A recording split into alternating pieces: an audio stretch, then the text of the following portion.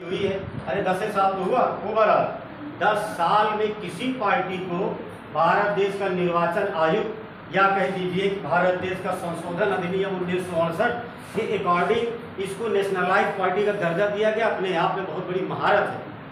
बात समझ रहे हो? कभी मोबाइल ओपन किया करो, संसद में अगर पक्ष विपक्ष की कोई डिबेट हो या कोई बहस हो तो उसको सुना करो। नरेंद्र मोदी जी ने एक बार कहा था संसद में कि बहुत बातें हुई, तो जानते ही हो कि अपोजिशन कमज़ोर है, मुस्कुरा कर उन्होंने एक बात बोली थी। उन्होंने कहा कि सभी लोग जितने लोग बैठे हो क्या सोचते हो क्या करते हो उससे मतलब नहीं है।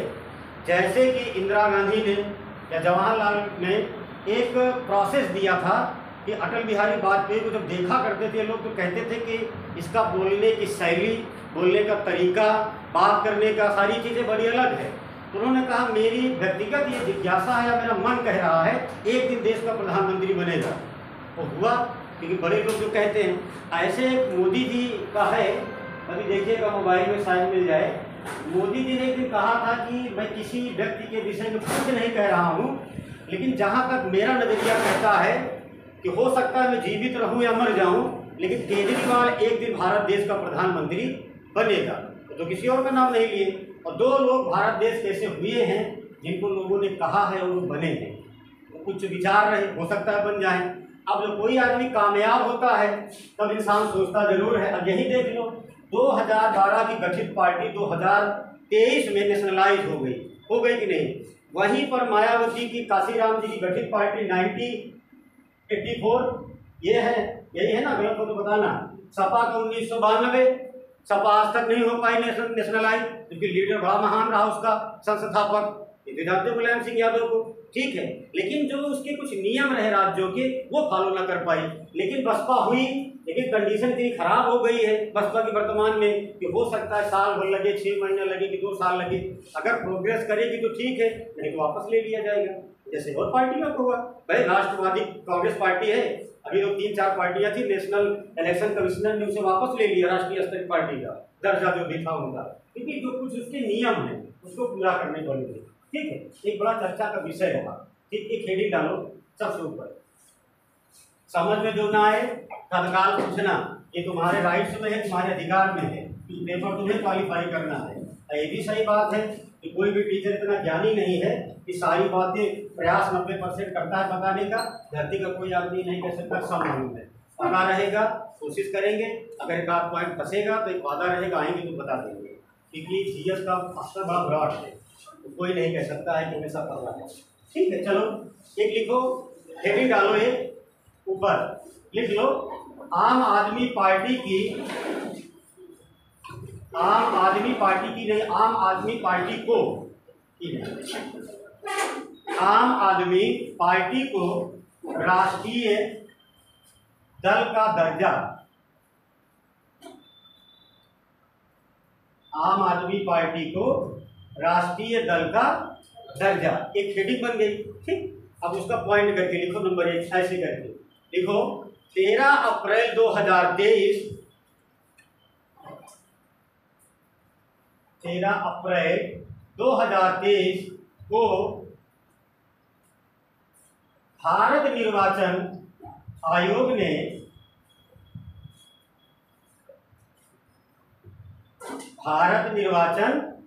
आयोग ने दिल्ली के वर्तमान मुख्यमंत्री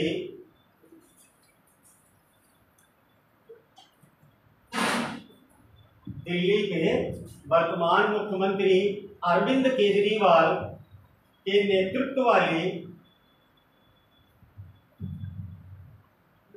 दिल्ली के वर्तमान मुख्यमंत्री अरविंद केजरीवाल के नेतृत्व वाली आम आदमी पार्टी को राष्ट्रीय दल का दर्जा प्रदान किया। एक स्टेटमेंट है इसका। पार्टी अरविंद केजरीवाल के नेतृत्व वाली आम आदमी पार्टी को राष्ट्रीय दल का दर्जा प्रदान किया। एक स्टेटमेंट। अगला पॉइंट करके पॉइंट में लिखा करो कि पीटी का ही है, ऐसे करके, ठीक। मेंस का भी होता है तो थोड़ा सा रिलेट करके लिखा जाता है, इसमें होता नहीं है।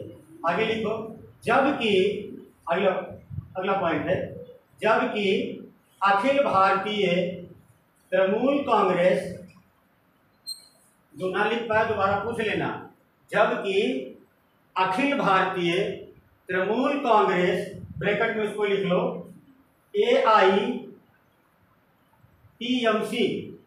ब्रैकेट बंद कर दो, अखिल भारतीय तृणमूल कांग्रेस AITMC ब्रैकेट बंद।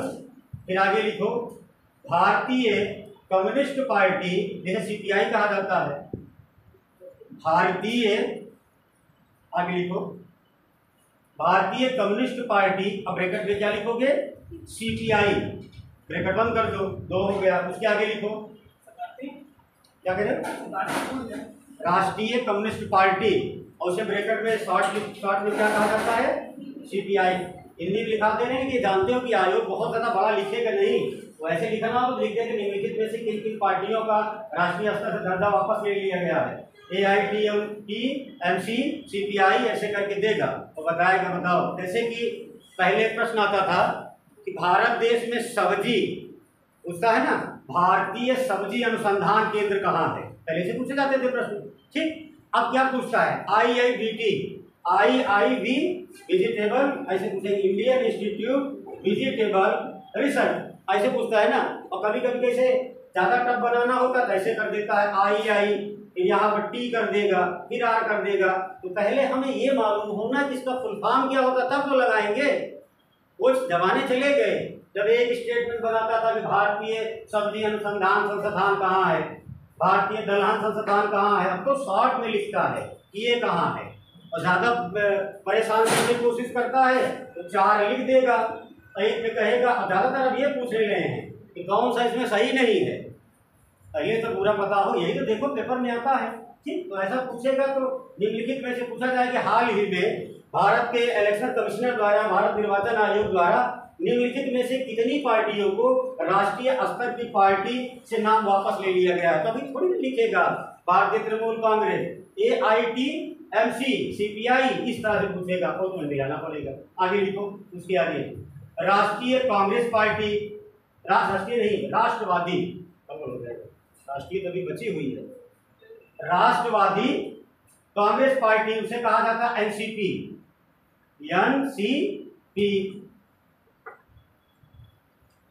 उसके आगे लिखो ब्रैकेट बंद करके, से राष्ट्रीय दल का दर्जा वापस ले लिया, से राष्ट्रीय दल का दर्जा वापस ले लिया, का दर्जा वापस ले लिया, ठीक। कितने पॉइंट हुए इसमें, 2। यहां तक ठीक है, समझ में आया ना, समझ में आया तो बताना। आगे लिखो, आगे लिख लो, हाल ही में, अगला पॉइंट, हाल ही में संपन्न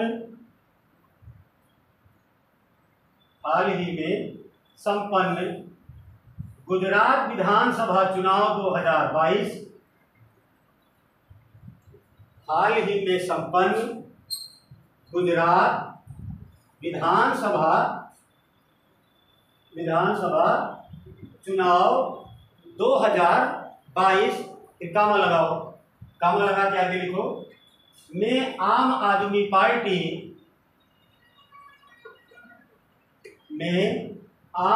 पार्टी के प्रदर्शन की समीक्षा से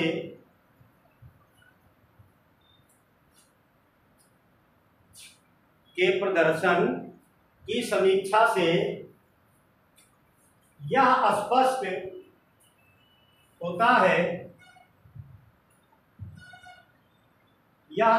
होता है कि इस पार्टी के प्रत्याशियों ने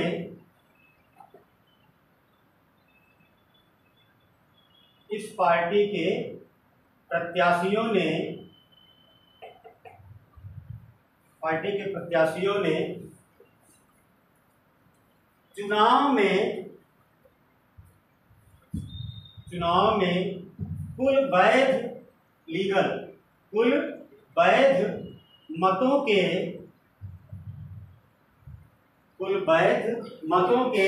12.9 ये 12.92 लिख लो। उसके आगे लिखो, प्रतिशत मत प्राप्त किए, लिखो, बताते हैं।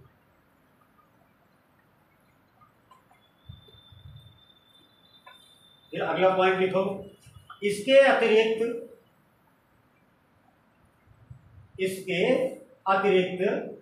गुजरात विधानसभा की कुल, इसके अतिरिक्त गुजरात विधानसभा की कुल 182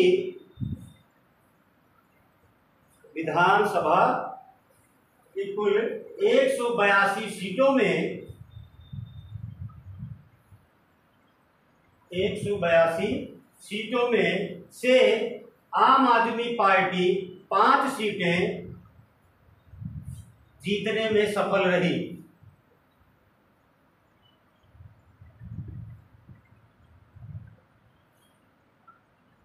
जीतने में सफल रही।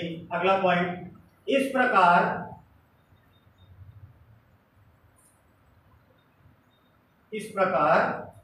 आम आदमी पार्टी ने गुजरात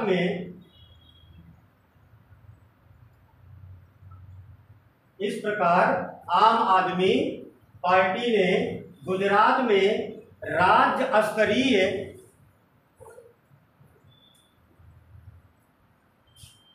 स्तरीय दल के रूप में मान्यता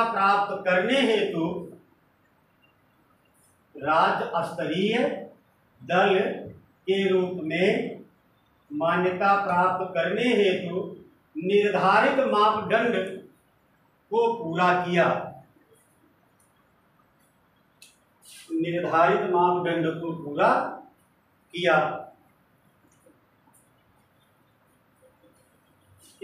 एक लाइन और लिखियो, बस आगे लिखो।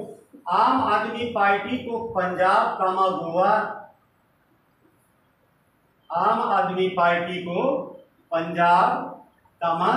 गोवा और दिल्ली में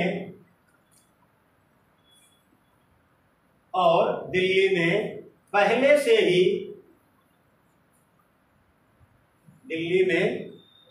ही राज्य स्तरीय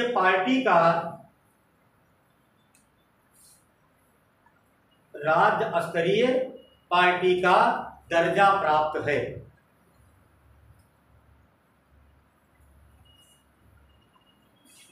लिख लिए ना। देखो, ये बात तुम्हारी करंट की हुई, लेकिन पॉलिटी में पढ़े हो कि कुछ मापदंड है। देखो, भारतीय संविधान में ऐसा बहुत ज्यादा उल्लेख कहीं नहीं दिया गया है, क्योंकि उसमें ये कहा गया था कि समय अंतराल देश की रिक्वायरमेंट के अनुसार भारत देश का शासना प्रमुख, जो वास्तविक शासक होगा, और यहाँ का जो नाम मात्र का शासक होगा, उसकी सलाह पर देश में अर्थात देश के संविधान के अंदर परिवर्तन किया जा सकता है।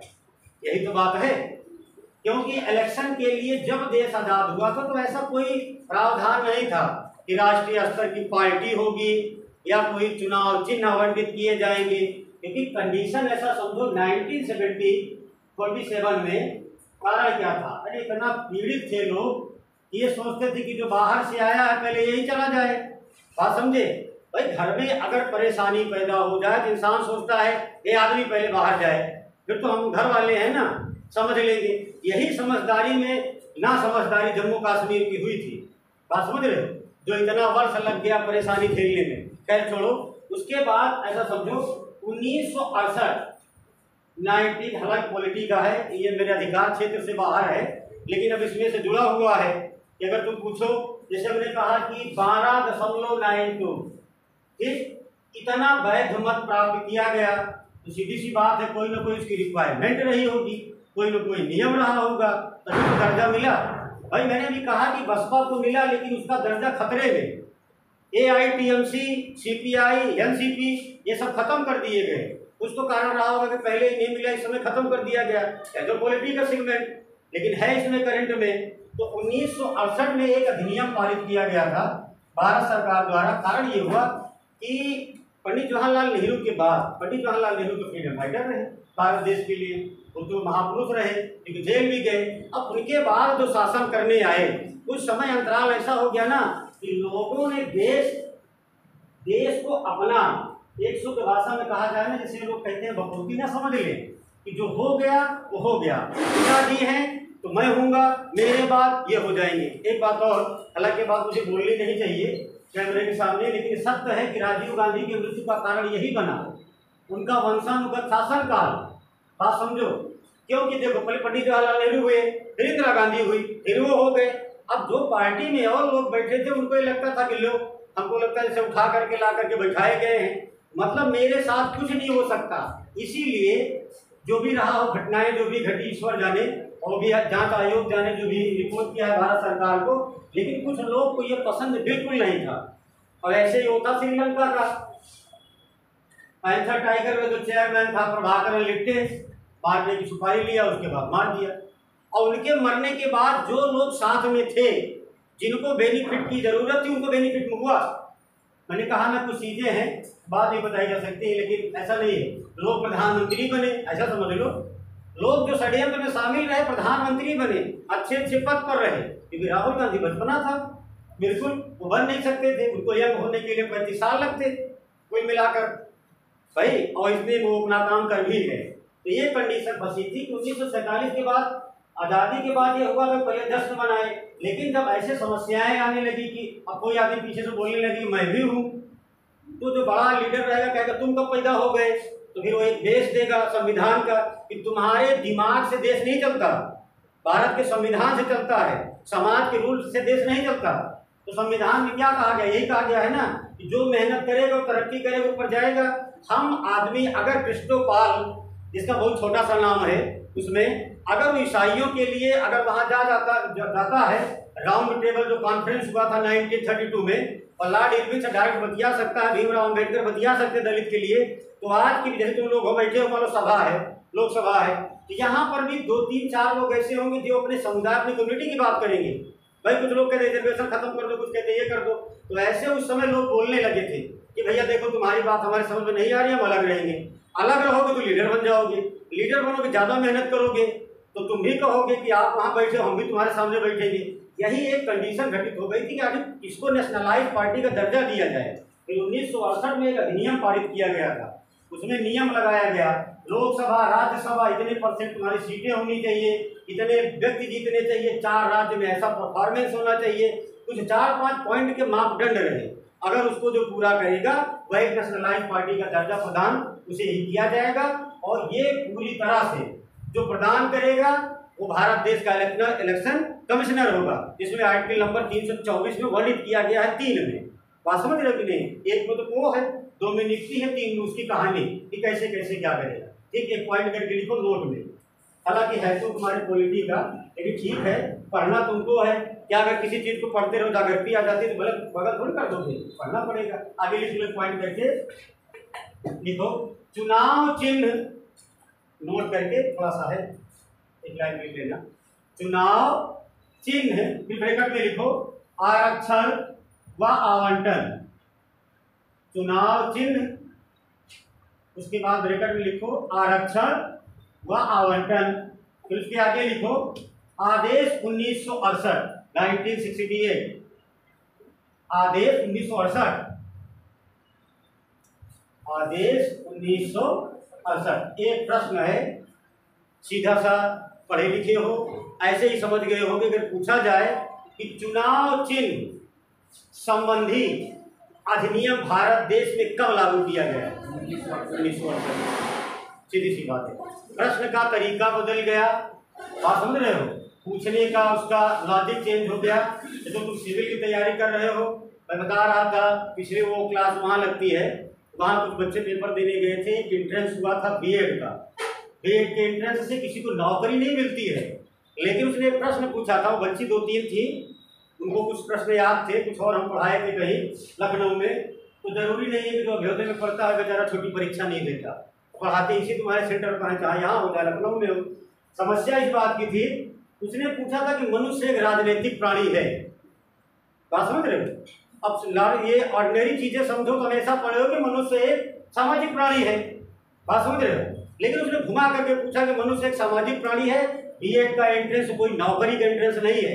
लेकिन उसकी लॉजिक देखो, उसका दिमाग देखो, कहाँ लेवल का है, तुम्हारा एडमिशन कराना है, कि तुम्हें यूपीएससी पास करा करके तुम्हें आईएएस कमिश्नर बनाना है। लेकिन उसने पूछा एक प्रश्न बड़ा टिपिकल रहा, ऐसा मत समझो किसी का लग गया हो तो बात की बात है, लग तुम लोग दिए नहीं होगे। एक प्रश्न ये आया, दूसरा पूछा था आईएलओ यूएनओ का, जो मुझे लगा था कि टिपिकल प्रश्न है मेरे अकॉर्डिंग। उसने कहा यूएनओ का आईएलओ सदस्य कब बना। बोले तुम्हें ये तो पता हो कि यूएनओ की स्थापना कब हुई थी ना, तब तो लगाओगे इंटरनेशनल लेबर ऑर्गेनाइजेशन के साथ इसका मेंबर कब बना। बात समझे कि नहीं। इस तरह के प्रश्न आए थे जो लग रहे थे। यहाँ क्लास पढ़ाए थे हम पिछली बार बजट इकोनॉमिक्स में, और मैंने भी बुलाया था। शायद कभी कभी ऐसे बताते बताते इतना ज़्यादा बोल जाते हैं कि लोगों को खराब भी लग जाता है। मैंने एक दिन कहा था कि सरकार ने तुम्हारी पुस्तक को कम कर दिया तो तुम्हारा एकेडमिक सही कर दिया, लेकिन तुम्हारा कंपटीशन बढ़ा दिया। एक ज़माना था कि जब 6 किताबें पढ़ी जाती थी इंटर में, अर्थमेटिक्स थी, अलजेब्रा थी, कैलकुलस थी, ट्रिग्नोमेट्री, डायनोमेट्रिक्स और स्टैटिस्टिक्स, 6 किताबें। अगर वो 6 किताबें तुम्हें मैथ की पढ़ा दी जाए तो क्या तुम्हें मैथ की कोचिंग करने की आवश्यकता है? बिल्कुल नहीं। ये कोई मैटर नहीं रखता कि तुम कोचिंग करोगे। पहले स्टैटिस्टिक्स की जो बुक है स्टेट की, उसके पहले पन्ने पे लिखा है कि सर डोनाल्ड फिशर एक ब्रिटेन का रहने वाला वैज्ञानिक रहा जिसने स्टैटिक शब्द की रचना की। एक लाइन के नीचे बॉक्स बनाया, क्योंकि मुझे याद है जब हम पढ़ रहे थे तो किताब शायद संभवतः हमारे पास अभी भी होगी। नीचे लिखा था भारत के महान सांख्यिकी दाता या जन्मदाता पीसी महालनोबिस। पीसी महालनोबिस भारत देश में सांख्यिकी के जन्मदाता कहे जाते। ये उसने पूछा था कि भारत देश में कौन व्यक्ति को सांख्यिकी का जन्मदाता माना जाता है। ये हुआ था डिस्कवर्ड बाय स्टैटिस्टिक्स, बगल में लिखा किसने खोज की थी, और भारत देश तो वह व्यक्ति कौन था जो आरबीआई का पहला गवर्नर बना था। बात समझे? अरे भाई देशमुख, सीडी देशमुख। ऐसे प्रश्न आए थे, ये ऐसे प्रश्न पूछे जाते हैं। अलग राजनीतिक वाला है, अगर बता दिए तो क्वेश्चन सुन लो।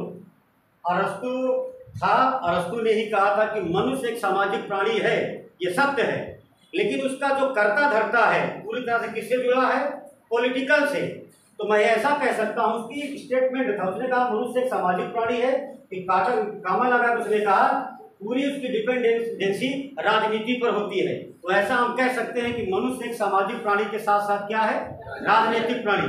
इसका एक खंडन किया था एक वैज्ञानिक पैदा हुआ था पोलैंड में, उसका नाम था ब्रानिस्लाव मालिनोव्स्की। उसने कहा मनुष्य ना तो सामाजिक प्राणी है ना राजनीतिक प्राणी है, मनुष्य बायोलॉजिकल प्राणी है, जैविक प्राणी है। मान लो कभी जीवन में पूछा जाता है, बात समझ रहे हो, जब इतनी छोटी परीक्षा में पूछा जा सकता है ये तो बहुत बड़ी बात हो गई। ठीक है, चलो अपनी तरफ आओ, तो तुम्हें पढ़ना है। तो इतना आसान नहीं है पेपर का। सच है, ये बता दे यूएनओ की स्थापना हुई थी 1945 में। ठीक है, ये कहाँ? यूनाइटेड नेशन ऑर्गेनाइजेशन, अमेरिका, ठीक, जिसको संयुक्त राष्ट्र कहा जाता है। 2 वर्ष के बाद, मुझे सन नहीं याद था लेकिन मुझे याद है कि 2 वर्ष के बाद, इसी में 2 साल ऐड करो, क्योंकि बड़ी चर्चा चली थी। गुलगुबे मीटिंग हुई थी, कितना हो गया? 1947 में। आईएलओ सदस्य कब बना इसका? 1947। पेपर का ये ट्रेंड है, ये स्तर आ गया है। और एक चीज और याद रखना, यूपी अभी समय पूरा पर्याप्त है तुम लोग के पास। परीक्षा कैसे भी होगी तो मई से पहले परीक्षा नहीं होगी 2024 की। सीटें संभवतः, मैंने कहा कोई चेयरमैन नहीं है ना तो मुख्यमंत्री, हम भी तुम्हारी तरह एक आम आदमी है, लेकिन इलेक्शन को देखते हुए ऐसा लगता है कि फिलहाल 300 से तो कम नहीं आनी चाहिए सीट पीसीएस की इस बार। बात समझ रहे हो कि नहीं? जो आएगी, क्योंकि इलेक्शन जो बची होगी ना, और अगर नोटिफिकेशन कम का आया तो ये जान लो कि रिजल्ट आने से पहले जोर जरूर देंगे, क्योंकि एजेंडा बनाना है, इलेक्शन जीतना है। सही या गलत है भैया? ऐसा है कि अगर पार्टी वाले हो तो ये नहीं समझना सर जी ऐसा कह रही, हर एक पार्टी का हिसाब किताब है कि जो इलेक्शन होता है सभी चीज़ याद आती। इसलिए अभी से लग जाओ। और सीसैट को निवेदन तो तुमसे मैं कर नहीं सकता हूँ क्योंकि मैं टीचर हूँ, लेकिन सीसैट का जो पेपर है पढ़ लेना, क्योंकि बहुत ज़्यादा बच्चे ऐसे हो जा रहे हैं कि जिनके 112, 108 प्रश्न सही हो रहे हैं, और सीसैट में वो 33 नंबर नहीं पा रहे हैं। बात समझ रहे? तो सीटेट का जो सेगमेंट है, जो खंड है, उसको पढ़ जरूर लेना। कॉम्प्रिहेंशन जो भी हो देख लेना, क्लासेस तो लगेगी ही, लेकिन हो जाए। चलो 1968 में क्या आया था? चुनाव चिन्ह एक आदेश पारित किया गया। क्योंकि मैंने बताया अगर पूछा जाए भारत देश में कब लागू किया गया, तो कब लागू किया गया? 1968। ठीक, अब उसके आगे लिखो, अब आगे लिख लो के अंतर्गत, क्या उसी में तो लिख रहे थे ना, स्टेटमेंट मिला लो। चुनाव चिन्ह आरक्षण व आवंटन 1968, तो उसके आगे लिखो के अंतर्गत राष्ट्रीय दलों के रूप में, राष्ट्रीय दलों के रूप में मान्यता प्राप्त करने हेतु, राष्ट्रीय दलों के रूप में मान्यता प्राप्त करने हेतु निर्धारित मापदंड, निर्धारित मापदंड जो इस प्रकार हैं, डैश करो। निर्धारित मापदंड राष्ट्रीय दल की मान्यता प्राप्त करने हेतु निर्धारित मापदंड जो इस प्रकार हैं, अर्थात कौन कौन से पॉइंट बनाए गए 1968 में। समय अनुसार बहुत चेंज हो गया। पहला लिखो, ऐसे पॉइंट करके उसके नीचे लिखो, पॉइंट करके पहला दूसरा नहीं डालना, लिखो लोकसभा, लोकसभा या विधानसभा, लोकसभा या विधानसभा के किसी आम चुनाव, लोकसभा या विधानसभा के किसी आम चुनाव में उस राजनीतिक पार्टी को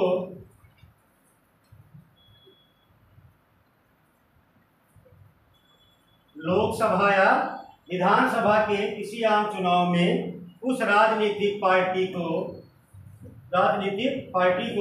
न्यूनतम किसी चार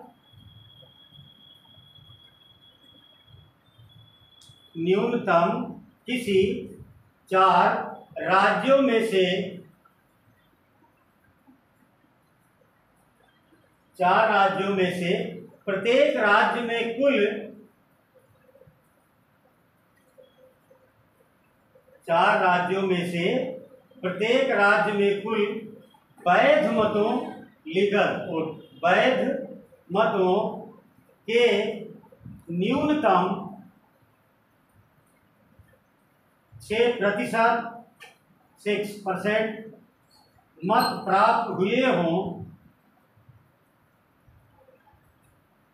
कुल वैध मतों के न्यूनतम 6% मत प्राप्त हुए हों और उसके लोकसभा की न्यूनतम, और उसके नहीं, और उसने, और उसने लोकसभा, और उसने लोकसभा की न्यूनतम 4 सीटें हो, 4 सीटें जीती हो।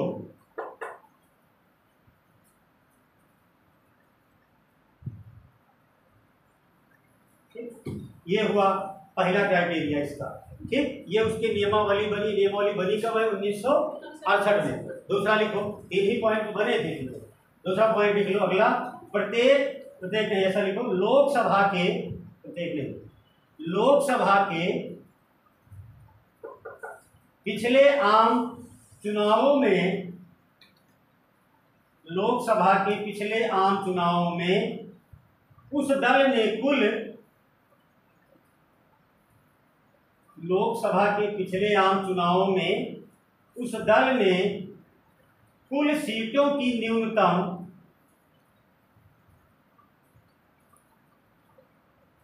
लोकसभा के पिछले आम चुनाव में उस दल ने कुल सीटों की न्यूनतम 2% सीटें प्राप्त की हों, 2% सीटें प्राप्त की हों और उस सदन में न्यूनतम 3 राज्यों से, उस सदन में न्यूनतम 3 राज्यों, उस सदन से में न्यूनतम 3 राज्यों से दल के प्रत्याशी निर्वाचित हुए हों, दल के प्रत्याशी, पार्टी के दल के प्रत्याशी निर्वाचित हुए हो। 2 हो गया। तीसरा इसका एक पॉइंट और है, फिर से मिला लो। लोकसभा के पिछले आम चुनावों में उस दल ने कुल सीटों की न्यूनतम 2% सीटें प्राप्त की हों और उस सदन में न्यूनतम 3 राज्यों से दल के प्रत्याशी निर्वाचित हुए हो। अगला लिखो, उस तीसरा है, एक पॉइंट और है, आगे लिखो, उस राजनीतिक दल को 4 या उस राजनीतिक दल को 4 या अधिक राज्यों में, उस राजनीतिक दल को 4 या अधिक राज्यों में राज्य स्तरीय दल के रूप में, उस राजनीतिक दल को 4 या अधिक राज्यों में राज्य स्तरीय दल के रूप में मान्यता प्राप्त हो।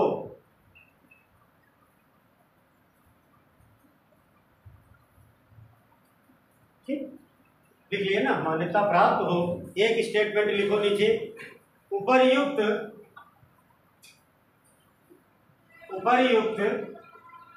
शर्तों में से, उपर्युक्त शर्तों में से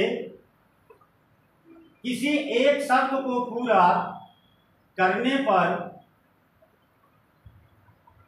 उपर्युक्त शर्तों में से किसी एक शर्त को पूरा करने पर एक राजनीतिक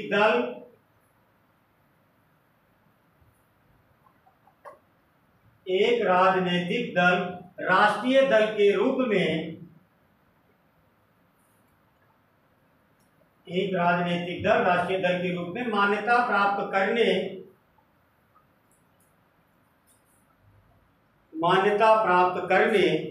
के योग्य होगा, मान्यता प्राप्त करने के योग्य होगा। फिर से मिला लो एक बार, उपर्युक्त, फिर से मिला लो, उपर्युक्त शर्तों में से किसी एक शर्त को भी पूरा करने पर एक राजनीतिक दल राष्ट्रीय दल के रूप में मान्यता प्राप्त करने के लिए योग्य होगा। कितने पॉइंट बने हैं? 3। देखो, सारी कंडीशन इसकी सब सही हुई। हमारे यहाँ की जो सपा पार्टी थी, बड़ी प्रबल पार्टी मानी जाती है अपने यहाँ की, इसका सब कंडीशन सही था, लेकिन एक था ना वो, एक वैध मत पड़ना, बस समझ रहे हो, लीगल, उसमें हम कर गए। और फिर इनका स्तर ये रहा ना कि जो इनका वर्चस्व रहा यूपी तक सीमित रह गया। महाराष्ट्र में प्रयास किए और वहाँ पे एक है, उनका नाम नहीं याद आ रहा है, जो सपा के चेयरमैन हैं, उनके पिताजी तो खत्म हो गए। उन्होंने बड़ा प्रयास किया था सपा को सफल कराने के लिए, लेकिन नहीं हो पाया। लेकिन ऐसा लग रहा था कि महाराष्ट्र में ऐसा हो जाएगा। ठीक, अरे वो जो एक हीरोइन है आशा टाकिया, उसके पति का क्या नाम है? अरे उसको जानते, उसके आदमी का नाम नहीं जानते? अरे वो जो सपा पार्टी का चेयरमैन है पूरे महाराष्ट्र का, उसका पति पता नहीं क्या नाम है, देखो वही था। उसके पिताजी ने ही मुलायम सिंह से ली थी वहां पे। महाराष्ट्र में सपा के गठन करने, सपा का गठन अगर पूछा जाए कि महाराष्ट्र में सपा गठन किसने किया, तो उसी के ससुर ने, देखो नाम नहीं, कोई हाजमी करके क्या नाम है उसका, आदमी का, उसके पिताजी को उन्होंने किया था। यहाँ सफल होने की कंडीशन पर थे, लेकिन नहीं हो पाए। ठीक, चलो इतना ही जानो, तुम्हारे लिए जानने की जरूरत नहीं है। अब आगे लिख लो, एक नीचे लिख लो, एक लाइन लिखो, वर्तमान मतलब अभी तक, यही 13 अप्रैल तक, वर्तमान में भारत में राष्ट्रीय दलों की कुल संख्या 6 है। वर्तमान में भारत में राष्ट्रीय दलों की संख्या कुल कितनी है? 6 है। और चाहे नीचे लिख लो, तो जो निम्न है, लिखवाई थे, लिखो जो निम्न है, 6 है के बाद नीचे लिख लो जो निम्न है, डैश कर लो, जो निम्न है। पहला लिखो, एक लिख लो, भारतीय राष्ट्रीय कांग्रेस INC, भारतीय राष्ट्रीय कांग्रेस, ब्रैकेट में क्या लिखोगे? INC। अगला लिखो, भारतीय जनता पार्टी BJP। अगला लिख लो, तीसरा, बहुजन समाज पार्टी BSP, भारतीय राष्ट्रीय कांग्रेस पहला, आईएनसी, फिर उसके बाद दूसरे नंबर पर कौन सी है, बीजेपी, भारतीय जनता पार्टी, तीसरा बहुजन समाज पार्टी, बसपा, उसके बाद अगला लिखो चौथा भारतीय कम्युनिस्ट पार्टी, सीपीआई, भारतीय कम्युनिस्ट पार्टी सीपीआई, और सीपीआई के आगे चाहे डैश करके यम डाल लो, मार्क्सवादी वाले जो हैं, मार्क्स विचारधारा वाले, सीपीआई के आगे यम लिख लो। यम का मतलब होता है मार्क्सवादी, कम्युनिस्ट, हाँ ये वाले वो तो खत्म हो गए। आगे लिख, कितने हो गए, 4। पांचवा लिख लो national people's party, national people party से कहा जाता है एनपीपी, नेशनल पीपल पार्टी। अगला लिख लो आम आदमी पार्टी, एक बचा भैया, कौन सी, ये नेशनल पीपल पार्टी, पीपल, अरे वैसे लिखा जाता, पढ़ा वैसे जाता है, ऐसे लिखते हैं ना, स्पेलिंग उसकी ये होती है, उसमें यह ऐसे लगता है, ऐसे नहीं लगता। ये पीपल पार्टी, पीपल्स, और एक अभी जो हुई क्या बताए, आम आदमी पार्टी, हो गया 6 ना। अब देखो एक प्रश्न है, सिविल का है, सिविल की तैयारी करते हो, एक प्रश्न आ जाए कि निम्नलिखित में से कौन सी पार्टी नेशनल पार्टी नहीं है, बात समझ रहे हो, 3 कोई बढ़िया इसमें से दे देगा, एक किसी और को दे देगा, और इसी में देगा जो अभी लिखे AITMC जो पहले थी, बात समझ रहे हो, सीपीआई, अरे AITMC भी उनकी है, ममता बनर्जी की, बस जब खत्म हो गए, मोदी जी ने सब खत्म कर दिया। एक चीज तो है, भारत की राजनीति को और तरह समेट करके मोदी जी ने खत्म कर दिया, और मोदी जी के पीछे अगर कोई आए झाड़ू लगाते हुए तो ये खत्म करते चले जाए, होगा ऐसा, क्योंकि ये इनकी एक सबसे बड़ी पॉलिसी रही है, चाहे व्यक्ति को पढ़ लिए हो, चाहे जैसा भी हो, जहां पर इन्होंने सेंध लगा पाया है, सेंध का मतलब शुद्ध भाषा में प्रवेश करना, जहां भी इनकी एंट्री हुई है, तो वो जो गोली नहीं होती है, कौन सी, वो AK-47, तो जाती तो ऐसे है, लेकिन बाहर से पूरा, अगर पेट से इधर से चली जाए तो हल्का तो होल करती है, लेकिन पीछे ऐसा हो जाता है जैसे कोई सुरंग, बॉडी का पूरा पार्ट पीछे से, अगर पेट में लग जाए तो आंख आगे से नहीं पीछे से आंख निकलती है, उसकी क्वालिटी है, वैसे इनकी है। अगर इनके एक भी लीडर ना भी जीते तो 6% मानो, छोड़ो हटाओ, अगर ये 5% भी वोट अगर ये पा गए, राज्य स्तर का भी ना बन पाए, एंट्री कर गए तो मान के चलो अगले 5 साल में सरकार बना ली। कारण क्या है, भारत देश में एक तो पढ़ा लिखा आदमी है, ये तो जानते ही हो, बात बड़ी नबीतोली करता है। उत्तर प्रदेश के लिए उसने एक बात बोली थी कि बिजली अगर दिल्ली में माफ हो सकती है, तो यहाँ के मुख्यमंत्री ने कहा कि एरिया कम है, वहाँ का इनकम ज़्यादा है, इंडस्ट्रियल चीज़ें हैं, सब कुछ है, तो उसने कहा ये कोई लॉजिक नहीं हुआ किसी चीज़ का बताने। मैं तो अभी भी कहता हूँ कि जिस दिन मैं दिल्ली छोड़कर किसी और राज्य में सरकार हमारी बनेगी, वहाँ पर भी वही व्यवस्था करेंगे जो दिल्ली में है। अरे पंजाब में तो इतनी अच्छी व्यवस्था नहीं है, इंडस्ट्रियल चीज़ें नहीं है ज़्यादा, वही हुआ पंजाब में बिजली माफ। और उसने एक बड़ी अच्छी बात कही थी कि आवश्यकता पड़ेगी तो सारे के सारे प्राइवेट कॉलेज बंद कर दिए जाएंगे, लेकिन सरकारी कॉलेज नहीं बंद होंगे। एक दिल्ली में एक नियम है, इंग्लिश जिसका स्पीकिंग अच्छा नहीं होगा वो सरकारी टीचर नहीं हो सकता, क्योंकि उसने कहा कि अगर मैं रह गया तो भविष्य में मुझे लगा कि प्राइवेट में बच्चे ज़्यादा पढ़ते हैं और सरकारी स्कूल बंद हो जा रहे हैं, तो मैं सरकारी काहे बंद कराऊं, तो प्राइवेट में बंद करवा दें और सरकारी नौकरी निकाल दें, लोग सरकारी नौकरी करें। उनके अंदर जो जो चीज़ें चाहिए पढ़ाने के लिए, मैं एक चार्ट जारी कर दूंगा, आप पढ़ो और वो उसको तैयार करके परीक्षा दे दो, तब तो ठीक है। क्या मतलब है 70,000 तुमको देने से, आदमी पैसे के लिए कुछ कर सकता है, उसने किया। देखो इन्होंने सेंध लगाया पंजाब में, पाकिस्तान, वो क्या नाम उसका, कांग्रेस का वर्चस्व रहा, बीजेपी की तो बहुत कुछ था नहीं वहाँ। कांग्रेस आपस में ही फूट गई, बेकार हो गई, और उसके बाद इसने फायदा उठा लिया। गोवा में राष्ट्रीय स्तर की पार्टी हो गई, मतलब वहाँ पर राज्य स्तर की।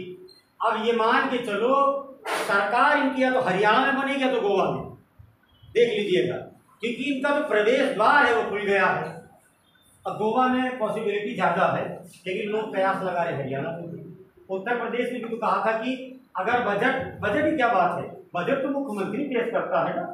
उसने कहा बजट हम भी दिल्ली का पेश करते हैं, पानी का पैसा नहीं ले रहे हैं, लाइट उसका ले रहे हैं पैसा, तो भी बजट बना के पेश कर।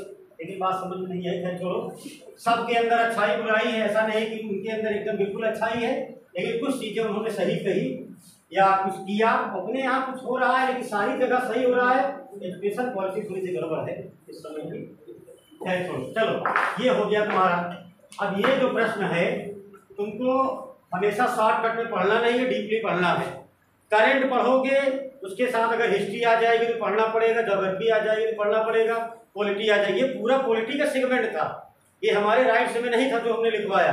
लेकिन मुझे लगा कि अब इतना मत प्राप्त किए हैं, 4 बन गए हैं 4 जगह, तो कोई ना कोई तो नियम बना होगा 1968 में, वो मैंने लिखवा दिया। तो सर जब पढ़ाएंगे पॉलिटी वाले तो इस सेगमेंट को, इस खंड को अच्छी तरह से जो डिफाइन करेंगे, तो जो तुम्हारे समझ में आए पूछ लीजिएगा, वो अच्छे से एक्सप्लेन कर देंगे एकदम क्लियर। क्योंकि कॉन्सेप्ट एकदम क्लियर रखो वहाँ पर।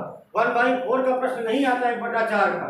अब तो स्टेटमेंट पूछता है ना कि एक सही कि दो सही कि दोनों सही कि दोनों गलत, ऐसा पूछा जाता है ना। तो जब तक कॉन्सेप्ट क्लियर नहीं है, ये पता फैक्ट परीक्षा में फैक्ट का पूछना बंद कर दिया है सरकार। आयोग का हिसाब किताब कॉन्सेप्ट का हो गया है। अभी जैसे पूछ ले तुमसे प्रश्न, क्या नाम कब चल रहा है 2023 ना, G20 अर्थात G20 2023 का ऑर्गेनाइजर या आयोजक भारत देश रहा एक स्टेट में। फिर पूछा जाए G20 का पहला शिखर सम्मेलन 16 जून 2009 को किया गया था। अब पूछेगा कि पहला सही है कि दूसरा सही है कि दोनों सही है। बात समझ रहे? वो इस तरह प्रश्न पूछने लगा है। मतलब एक तो करंट से मारेगा, और एक जब वो डिस्कवर्ड हुआ था, जब उसका जन्म हुआ, खोजा गया, ऐसा प्रश्न आया जाता है, ऐसा प्रश्न आता है। G20 का ऑर्गेनाइजर भारत रहा, इसलिए सीधी सी एक पॉसिबिलिटी बनती है कि आप लोग को कायदे से पता हो। ये सब है जो हमने बताया। ये G20 का शिखर सम्मेलन पहला रूस के काटेनबर्ग में 16 जून 2009 को ही हुआ था। इस शब्द का जन्म हुआ था जर्मन का एक कोलोन स्थान है 1999 में, वहीं पे कोलोन एक जगह है जर्मन में। 1999 में G20 का जन्म हुआ। शब्द कैसा समझो, G20 शब्द का जन्म कहाँ हुआ था? कोलोन जर्मन में। और G20 का पहली वार्षिक बैठक, शिखर सम्मेलन नहीं, बैठक जर्मन के बर्लिन में की गई थी। बस समझ रहे? उसके बाद पहला ऑर्गेनाइजेशन कहाँ हुआ? रूस में। तो ये पूछा जा सकता है मिला करके भाई, ये तो उसके ऊपर डिपेंड करता है, आयोग के ऊपर। और पेपर का स्तर तुम देख ही रहे हो, लेकिन ये नहीं कह सकते हो कि सिलेक्शन नहीं होगा, ये गलत धारणा है। बात समझ रहे? आजकल तो देख लो, एक चर्चा चल रही है कौन से SDM साहब वाली है ना, सिलेक्शन वाली। तो मोबाइल पेपर में तो ज़्यादा नहीं, लेकिन मोबाइल पर बड़ा है। मोबाइल खोलो तो पहले वही देखो सही क्या है, गलत क्या है, इस पर जाइए। चलो आगे लिख लो। अब आगे पॉइंट एक स्टेटमेंट लिखो। निर्वाचन आयुक्त की नियुक्ति पर, निर्वाचन आयुक्त की नियुक्ति पर, निर्वाचन आयुक्त की नियुक्ति पर उच्चतम न्यायालय का निर्णय, उच्चतम न्यायालय का निर्णय। निर्वाचन आयुक्त की नियुक्ति पर सुप्रीम कोर्ट का था उच्चतम न्यायालय का निर्णय, इलेक्शन कमीशन। देखो लिख लिए सभी लोग। मैंने कई बार कहा कि ना समझ में आए तो पूछ लो, और तुम्हें लगता है कि नहीं समझ में आ रहा है या बाद में, तो पहले जाके पढ़ लेना। इससे जो समझ में ना आए, जब कभी क्लास लगेगी दोबारा तो नोट करके ले आना कि ऐसे ऐसे क्या। देखो भारत देश में वाई, क्या नाम उनका, DY चंद्रचूड़ इस समय है ना, चंद्रचूड़। इनका कभी एक बात और याद रखा करो, हाई कोर्ट का और सुप्रीम कोर्ट का जो ऑर्डर आया है, वो ऑर्डर पढ़ लिया करो, बहुत काम आता है। अगर इसी में तुम्हारी PT होते, देखो प्रीलिम्स निकल जाएगा। पढ़ने का तुम्हें तरीका नहीं मालूम है, 90 दिन से ज़्यादा नहीं लगता प्रीलिम्स निकालने में। कुछ चीज़ें होती है, उसी को दोहराया जाता है और करंट पढ़ लिया जाता है। लेकिन मेंस की कंडीशन ऐसे 4-4 साल लग जाते हैं लोगों को, उसी में रगड़ते रहते हैं। लोग पूरे जीवन में 4 मेंस 3 मेंस देते हैं, उसमें से 1-2 इंटरव्यू है, 1-2 बेकार हो जाती है, उसी में सिलेक्शन पा जाते हैं। बराबर कोई इंटरव्यू नहीं देता है। ये सब फर्जी की बातें हैं कि मैं जितनी बार बैठता हूँ उतनी बार इंटरव्यू देता हूँ। अरे जितनी बार बैठते हो उतनी बार देते हो तो सिलेक्शन होना चाहिए, कहीं ना कहीं पा जाओगे। ये फिजूल की बातें नहीं समझ में आती। देखो, एक होता है हाई कोर्ट, एक सुप्रीम कोर्ट। इसका जब ऑर्डर आया करे तो ऑर्डर पढ़ लिया करो, क्योंकि इस ऑर्डर में जो भी दिया जाएगा तुम्हारे धारा अनुच्छेद आर्टिकल उसके अकॉर्डिंग जब सुनाता है, कभी जबरदस्ती से बात नहीं करता। जब वो सीट पर बैठता है ना, तब उसे याद आ जाता है इंडियन कॉन्स्टिट्यूशन, उसके अनुसार सारा काम करेगा। लेकिन अगर वो बाहर उठ के चला जाता तो भी समाज का इंसान हो, उसकी बात छोड़ो। देखो, अब है तो बड़ी गड़बड़ बात। टीचर की भी एक मर्यादा है, उसके आगे बोल नहीं सकता, लेकिन सही है। पश्चिम पंजाब भारत देश का एकमात्र हाई कोर्ट, पंजाब भारत देश का एकमात्र हाई कोर्ट जिसने यह परमिशन दी है, यह एक क्या कहते हैं, ये जजमेंट सुनाया है कि जिसका पति जेल में हो उसकी पत्नी कुछ समय के लिए जेल में जाकर के रह सकती है, एकमात्र। और उसका रीजन बता दें। रीजन ये था कि एक महिला ने एक याचिका लगाई थी चंडीगढ़ में, और वो उसका पति जो जेल में था वो मात्र अकेला व्यक्ति रहा, एक व्यक्ति, और उसको आजीवन कारावास हो गया है। बात समझे? वो अपने पिता का अकेला पूरे जिंदगी जेल में रहेगा तो उसका वंश चलेगा? यही उसके वकील ने, उसके जो प्रोसिक्यूटर ने था, यही जज के सामने रखी थी बात कि गलती उसकी है, इसके वंश की तो गलती नहीं है। और ये भी वही अनुसुईया और सावित्री वाली कहानी है, हेमराज वाली। तो उसको कहा पुत्रवती भव, तो उसने पकड़ लिया पैर, उसने कहा कि पति देव के ले जा रहे ऊपर, तो पुत्रवती कैसे भव, तो वंश में फंस गया अपनी बात पर। और यही था ना, सती सावित्री के प्राण उसके पति को वापस करना पड़ा युवराज को। कारण ये था, वही था कि यहाँ पे हाई कोर्ट ने जजमेंट दिया, और हाई कोर्ट ने उसकी करुणा को समझ के जजमेंट दिया। अब दे तो दिया जजमेंट, तो फंस तो गया ही, लेकिन उसको अपने अकॉर्डिंग प्रोसिक्यूटर और डिफेंस लॉयर दो होते हैं। पब्लिक प्रोसिक्यूटर होता है, डिफेंस लॉयर होता है। चालाकी उनके दिमाग की होती है, फंसाए कैसे, तो फंसा लिया। जज साहब ने कहा बिल्कुल सही बात है, किसी एक आदमी के अपराध करने की सजा पूरा परिवार नहीं भुगतेगा, तो फंस गए जज साहब वही। तो कहना अपराध किसने किया? जो पति ने ना, तो फिर इसका वंश कैसे नाश हो जाए? तो कहना वंश तो चलेगा। नहीं चलेगा सर, क्योंकि वो अपने माँ बाप अकेला है। और ये कैसे कह सकते हो? पत्नी उसकी यहाँ रहती, पति उसमें जेल में रहता, तो वंश कैसे चलेगा? तो उसने ऑर्डर निकाला, अभी का तो आया है, मुझे लगता है पढ़ते हो नहीं, दैनिक जागरण में था। तो उसने कहा कि तुरंत तत्काल में किया कि अगर पंजाब विधानसभा में ऐसा नियम नहीं है तो पंजाब की विधानसभा रैंडम में अटेम्प्ट में एक ऑर्गेनाइजेशन, एक संगठन या एक कमेटी, क्या कहते हैं, कंबाइंड मीटिंग बुलाए, अपने यहाँ से 2/3 बहुमत से इसको वहाँ के शासना प्रमुख जो होंगे, मुख्यमंत्री, ये पारित करें कि अगर ऐसी कंडीशन राज्य में कहीं होती है जिसके पास एक व्यक्ति हो, एक नहीं, उसने और गड़बड़ कर दिया कि 4 हो तो क्या मतलब, सबका तो बंटवारा हो जाएगा ना।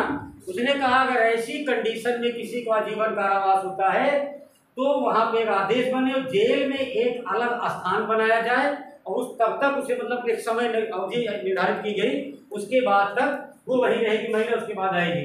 अभी तो मुझे लगा हाल के पेपर में, अभी तो नहीं पूछा गया है, लेकिन एक है, क्योंकि पेपर है कभी पूछा जा सकता है। वैसे खैर छोड़ो, ये याद रखना कि इस तरह की व्यवस्था, जैसे मैंने बताया, इसे आयोग नहीं पूछेगा, बात समझ रहे हो? मैं तो ऐसे बता दिया, वो तो पूछेगा कि इस तरह का जजमेंट सुनाने वाला भारत देश का कौन सा उच्च न्यायालय है, कौन सा है, पंजाब या चंडीगढ़, ठीक है। पर इस तरह से वो मॉडिफाई करके बढ़िया लिखेगा आयोग, एक स्टेटमेंट। दूसरा, डी.वाई. चंद्रचूड़ भारत देश की वर्तमान चीफ जस्टिस हैं, ठीक है। चीफ जस्टिस साहब ने एक बात बोली थी एक दिन, मैं जज, मेरी माँ जज, मेरे पिताजी जज और मेरा बाबा जज था, ये सब थे। उन्होंने एक, चाहे समझो गुस्से में एक बात बोली थी, और तुम्हारी भाषा में समझ लो चाहे ताव में, उन्होंने कहा मेरे ऊपर किसी भी तरह से भारत देश के शासन का प्रभाव नहीं पड़ेगा, जरूरत पड़ेगी तो मैं भारत देश के राष्ट्रपति से बात करके मैं इस्तीफा दे दूंगा, लेकिन मैं किसी की कठपुतली बन करके काम नहीं करूंगा। एक अगर कोई आदमी आते ही यहाँ कह दे, जैसे कोई आदमी अंदर आए क्लास में टीचर, और उसके स्वभाव से तुम्हें लग जाए कि बड़ा क्रूर टाइप का है, तो कोई बच्चा मजाक नहीं करेगा। पढ़े चाहे ना पढ़े, 4 बार घड़ी देखे, लेकिन साइलेंट मोड में रहेगा, कितनी जल्दी क्लास खत्म हो जाए आदमी चला जाए। और कुछ इंसान होते हैं जो आते हैं तो वैसे बोलते थे, होता है कि चलने दो, बात समझ रहे नहीं, अलग अलग क्वालिटी होती है। तो इनका जो भी ये फरमान रहा, इससे बहुत बड़ा प्रभाव भारत सरकार पर पड़ा। भारत सरकार कॉलेजियम सिस्टम जानते हो, कॉलेजियम पढ़ाई एक बार ना लगा हो तो लगवा लो। हालांकि सबकी स्थिति परिवार की अलग होती है, लेकिन यार देखने में भी इतने गए गुजरे नहीं लगते हो। 7 रुपए का पेपर न खरीद पाओ, 10,000 का मोबाइल रख सकते हो, 7 रुपए का पेपर नहीं ले सकते हो। ले लो, 7 रुपए का पेपर मिलेगा, एक पेपर ले लो, पेपर को कायदे से पढ़ो बैठ के, कम से कम आधा घंटा तो बहुत चीज क्लियर हो जाएगा। तो जब इन्होंने ये स्टेटमेंट दिया था तो सरकार का सिस्टम गड़बड़ा गया था। बात समझो, जबरदस्ती नहीं कर सकते हो मेरे ऊपर, और मैं कौन हूँ? सुप्रीम कोर्ट का चीफ जस्टिस। और एक बात और जानो कि कभी भी जब कोर्ट में जाओगे, भगवान ना करे कभी तुम्हें जाने की आवश्यकता पड़े, कभी कोर्ट जाओ तो जज साहब को आप देख नहीं सकते हो नजर उठा करके। बड़ी समस्या है, क्योंकि वो भी कोर्ट ऑफ कंटेम्प्ट हो जाता है, क्योंकि कोर्ट को भगवान वो क्या मंदिर माना जाता है। हिंदू में मंदिर, मुस्लिम में भाई मस्जिद हो गया। और वो जो बैठा है वो कौन है मंदिर का? भगवान है, गॉड है। तो आप उसे नजर कैसे मिला सकते हो? तुम्हारा केस तो पेंडिंग में चला जाएगा, कोर्ट ऑफ कंटेम्प्ट हो जाएगा, जेल हो जाएगी आपको। आप नजर उठा के नहीं देख सकते, आप ऐसे करके मुझे जी सर, जी हुजूर, जी मिलाड, बस यही करते रहो। अरे बड़े बड़े अधिकारी जाते हैं। अबे हम प्रतापगढ़ का एक डीएम था, वो चला गया था कोर्ट यही लखनऊ में, लड़का था, ज़्यादा एज नहीं थी उसकी, 28-28 साल का था। टाई वही लगा करके वैसे खड़ा हो गया था। वो कोई ले गया था याचिका किसी काम से, जज साहब ने एक ही शब्द पूछा था, क्या हो? तो कहने लगे कि मैं डिस्ट्रिक्ट कलेक्टर प्रतापगढ़। कह अच्छा, और आगे परिचय, तो क्यों चलता है ना तो वीडियो, वहाँ लखनऊ जाओ तो बाहर एक लगा है बोर्ड, सभी चीज़ें दिखाई देती रहती, तुम्हारा नंबर दिखाई देगा कि कितनी देर बाद आएगा। फिर हम तो नहीं जानते हैं। तो जज साहब ने कहा कि मैं नहीं जानता हूँ कि तुम कलेक्टर हो, हमें तो बताओ कलेक्टर की पावर क्या होती है। तो कर गया, शर्मा गया। तो कहने लगा तुम्हारा वेशभूषा है। तुझसे डेफिनेशन पूछी थी कि IAS क्वालिफाई कर दिया हो, कहना कहा उसने जहाँ खड़े हो क्या है? उसने कहा मंदिर।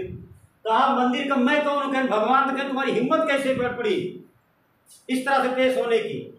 और तुम्हें ऐसा महसूस नहीं हो रहा है कि मुख्य सचिव को अभी कुछ ना कुछ लिख दिया जाए? मुझे कलेक्टर नहीं, तुम पूरे के पूरे खसियारे लग रहे हो, शांत एकदम। अरे लोग तो बताते हैं, मैंने देखा नहीं, लोग कह रहे थे कि जब उसने कहा कि तुम्हें ऐसा नहीं महसूस हो रहा है कि तुम्हारे खिलाफ मुख्य सचिव को कुछ लिख दिया जाए। अरे मुख्य सचिव को लिखने का मतलब है वो नीचे लिखेगा कि भारतीय दंड संहिता के अनुसार इसने अपराध किया, इसीलिए Lucknow high court bench order देती है कि इसे पद से टर्मिनेट कर दिया जाए। यही तो कहने का तात्पर्य हुआ।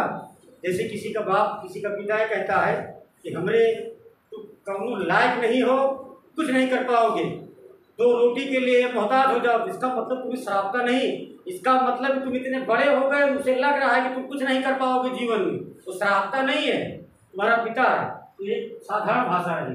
वो बेहोश तो नहीं हुए, गिर गए तो वहाँ, और तत्काल उनका ट्रांसफर कर दिया गया, कहाँ चले गए भगवान।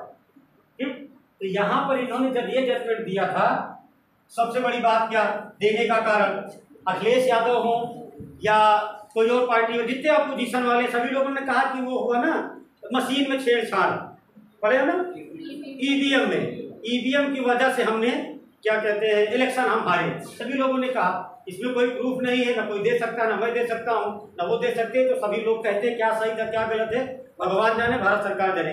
ये बात जब इनके पास होती थी, इन्होंने कहा था कि ईवीएम का जो मैटर है इसको सॉल्व किया जाएगा, परेशान ना हो। फिर इन्होंने पूरी तरीके से अध्ययन किया, किसका? आर्टिकल 324, यही तो पढ़े हो ना। 324 में क्या है? निर्वाचन आयोग इलेक्शन कमिश्नर किसी में है कि नहीं है?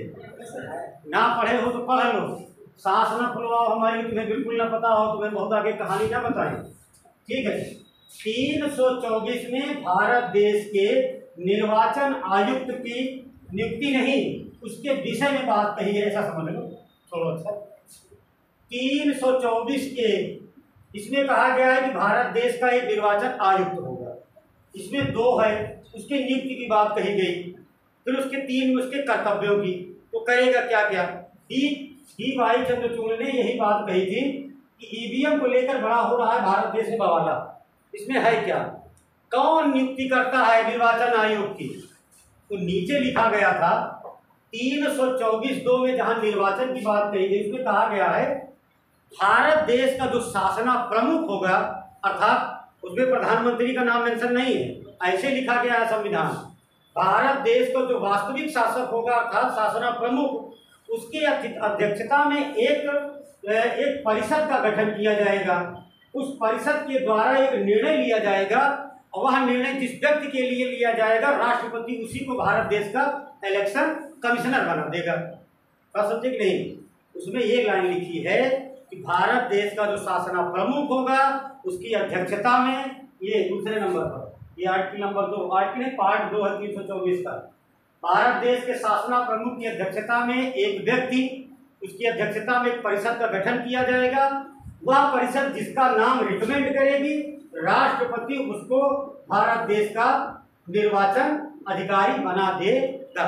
ठीक, ये इतना लिखा था। डी.वाई. चंद्रचूड़ ने कहा इसके अलावा तो कहीं कुछ नहीं लिखा है। नीचे लिखा है एक लाइन, और भीमराव अम्बेडकर बड़े समझदार व्यक्ति थे। बात समझो, वो एक ऐसा इंसान, वो ऐसे इंसान रहे कि लोग क्या कहे सारी बातें मेंशन कर दिए, लेकिन पता नहीं क्या बात थी, नीचे एक लाइन अपने मन से लिख दी। 2 पॉइंट में नीचे उन्होंने एक लाइन लिख दिया था कि इस तरह का विधायी, क्या कहेंगे उसको, इंग्लिश में कहा जाता है स्पेशल लीगल प्रोसेस, मतलब विधायी ऐसी कोई प्रक्रिया, लीगल विशेष विधायी प्रक्रिया ऐसी कोई नहीं है कि प्रधानमंत्री ही करेगा। नाम नहीं लिया, ऐसा समझो, विशेष विधायी प्रक्रिया प्रोसेस है, इंग्लिश उसमें है स्पेशल, लिखा गया है। जब विशेष विधायी प्रक्रिया मतलब इसको मान्य करने की ऐसी कोई प्रक्रिया नहीं है, भारत का राष्ट्र प्रधानमंत्री ही करेगा। बस इसी को डी.वाई. चंद्रचूड़ ने पकड़ लिया और कैंसिल कर दिया उसको कैंसिल करने के बाद उन्होंने एक नया हिसाब किताब लगाया। 5 जजों की सदस्यता में एक कमेटी का गठन किया, जोसेफ को चेयरमैन बनाया और कहा कि सुनो, 3 अब भारत देश के निर्वाचन आयोग को 3 आदमी नॉमिनेट करेंगे। पहला, देश का प्रधानमंत्री नहीं, शासना प्रमुख, वही आप ऐसा समझ लो प्रधानमंत्री जो शासना प्रमुख होगा। दूसरा, अपोजिशन का लीडर प्रमुख, जैसे कांग्रेस का जो अध्यक्ष है खड़गे साहब, अपने हिसाब से समझो। एक लाइन भारत देश का शासना प्रमुख, दूसरा अपोजिशन का चेयरमैन 2, और तीसरा में व्यक्तिगत 3 आदमी मिलकर इलेक्शन कमिश्नर को अपॉइंट करते, फिर देखते हैं कि ईवीएम का मैटर क्या है। यही मैंने सुनाया जो निर्णय है, यही जो लिखे हो एक लाइन, बात समझे कि नहीं? इन्होंने डिसाइड किया है कि प्रधानमंत्री अकेला नहीं करेगा। बात समझे कि नहीं? एक मैंने भी बात पूछी थी तुमसे, कॉलेजियम सिस्टम, शायद उसको पढ़े होते तो याद कर लेते। कॉलेजियम प्रणाली एक ऐसी प्रणाली थी, उसको वो अंग्रेजों के ज़माने में बनाई गई थी।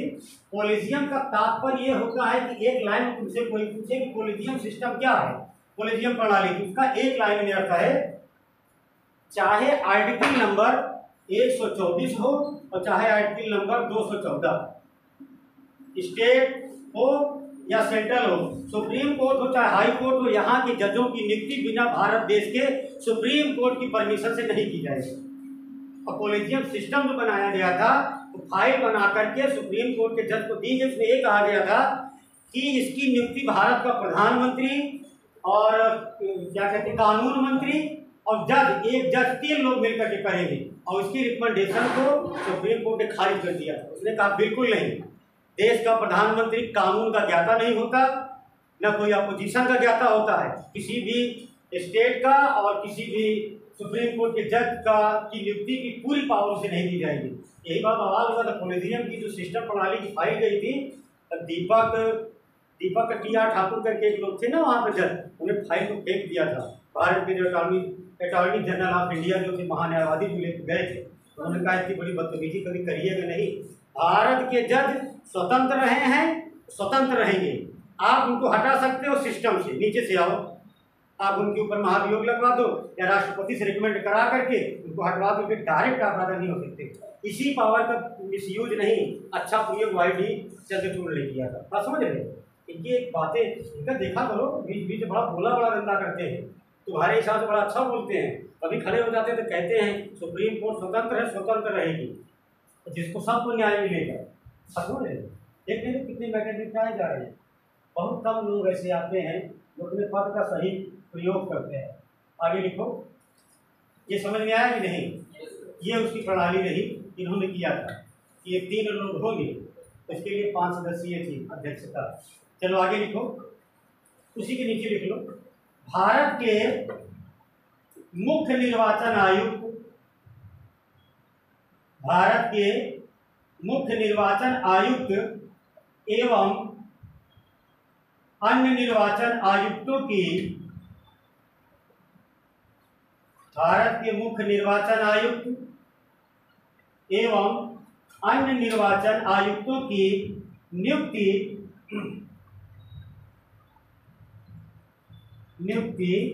संविधान के 324 नियुक्ति संविधान के 324 ब्रैकेट में 2 है ना, एक लिखा है 324 ब्रैकेट में 2 ऐसे करके 2 के अंतर्गत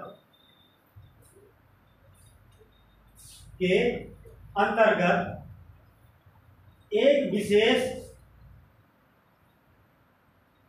विशेष कार्य क्षेत्र के अधीन आती है। एक विशेष कार्य क्षेत्र के अधीन आती है। पूर्ण विराम लगाओ, फिर आगे लिखो। संविधान में मुख्य निर्वाचन आयुक्त, संविधान में मुख्य निर्वाचन आयुक्त एवं संविधान में मुख्य निर्वाचन आयुक्त एवं निर्वाचन आयुक्तों की नियुक्ति के लिए कोई विशिष्ट विधायी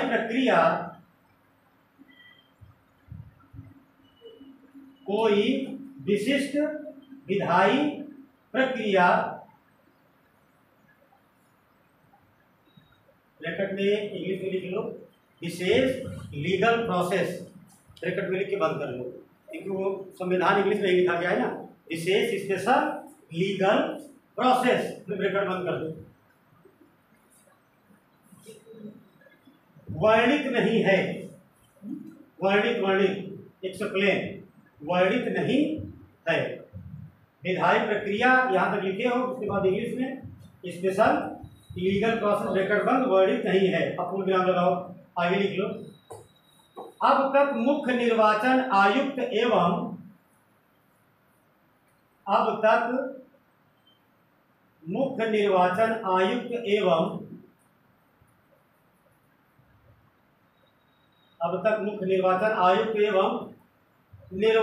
आयुक्तों की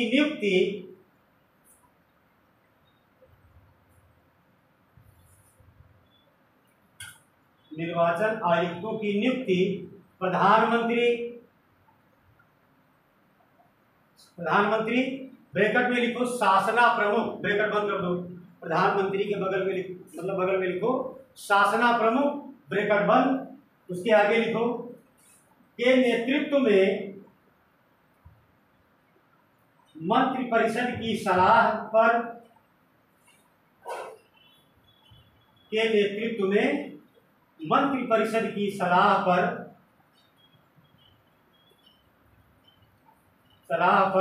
राष्ट्रपति द्वारा की जाती रही है। मंत्रिपरिषद की सलाह पर राष्ट्रपति द्वारा की जाती रही है। ठीक, जो सब बताए तुमको वही है ना भाई। अभी तक ईवीएम को लेकर इतना बवाला हुआ, सब हुआ, तो सुप्रीम कोर्ट ने प्रयास किया कि आखिर क्या संविधान में ऐसा कहीं कुछ मेंशन है जो उसमें परिवर्तन किया जाए। उसमें लिखा गया था कि कोई लीगल, स्पेशल लीगल कोई प्रोसेस नहीं है कि जो ये नियम बना हुआ है कि प्रधानमंत्री ही करेगा, ऐसा कुछ नहीं है। ऐसा माना गया था कि प्रधानमंत्री जो होता है शासना प्रमुख, जनता के द्वारा चुने गए प्रतिनिधियों का एक प्रमुख होता है, और मंत्रिपरिषद पूरी तरह से लोकसभा के प्रति उत्तरदायी होती है। पढ़े हो, रिस्पॉन्सिबल एक प्रश्न आता है ना कि मंत्रिपरिषद जो है इसके प्रति पूरी तरह से उत्तरदायी होती है लोकसभा की। ये तो कहीं नहीं लिखा ना कि राज्यसभा के प्रति होती है, लेकिन लोकसभा का जो मेंबर होता है डायरेक्ट व्यक्ति से चुन करके आता है। अगर तुम्हारे हरदोई का कोई सांसद दिल्ली में जाकर बोलता है तो माना जाता है कि पूरी हरदोई की जनता बोल रही है ना, उसकी बात मानी जाती है। अब प्रत्येक आदमी को तो बुलाया नहीं जाएगा, यहाँ के कलेक्टर साहब जाकर अगर हमारे सीएम साहब से कुछ कहते हैं तो माना जाता है कि हमारे हरदोई में इसकी आवश्यकता है, लोग ऐसा चाहते हैं। इसीलिए कहा जाता है संपूर्ण जो मंत्रिपरिषद होती है वो रिस्पॉन्सिबल होती है किसके प्रति? लोकसभा के प्रति, राज्यसभा के प्रति नहीं होती, क्योंकि उसमें 12 लोग तो बाहर से आ जाते हैं, कुछ पार्टियां मनोनीत कर देती हैं। तो मतलब क्या है भाई, अगर गलत आदमी है तो भी तो मनोनीत हो सकता है। अच्छा बताइए, अच्छे क्रिकेटर हो, अच्छे खेलवासी हो, खेल खेलते वाला कोई गेम वाले हो, प्लेयर ऐसा समझो, या कोई सोशल आदमी हो, सोशल तो बड़ा अच्छा नाम हो जाएगा, कोई गेम है या साहित्य जीवन, किसी भी क्षेत्र के बढ़िया आदमी हो तो मेरा राज्यसभा का सदस्य बना दिया गया, और उसके अलावा तो कोई क्वालिटी तुम्हारे अंदर नहीं है ना। जनता तो उन्हें पसंद नहीं कर रही है, लेकिन लोकसभा के प्रति जनता पसंद करती है। कि तुम जानो कि कैसे वो इलेक्शन जीतते हो, बात की बात है, लेकिन संविधान में है तो नहीं जाएगा। ठीक है, तो ये एक पॉइंट रहा इसका कि ऐसे नियुक्ति की जाए कि इसको काट दिया गया। फिर उन्होंने कहा कि नहीं, अब मैं भी रहूँगा इसमें, देखते हैं निगरानी में आएगा हमारे भी। बड़ा परिवर्तन हो गया संविधान में, पढ़ते नहीं हो पर कुछ ना कुछ तो जानते ही हो। वर्तमान में देख रहे हो, मुझे लग रहा है कि कुछ नहीं तो 100% में तो ये कह सकते हो कि 10% के आसपास तक संविधान में परिवर्तन कर दिया गया जब जरूरत पड़ रही है, क्योंकि ऐसा था उसमें, लोगों को मालूम नहीं था।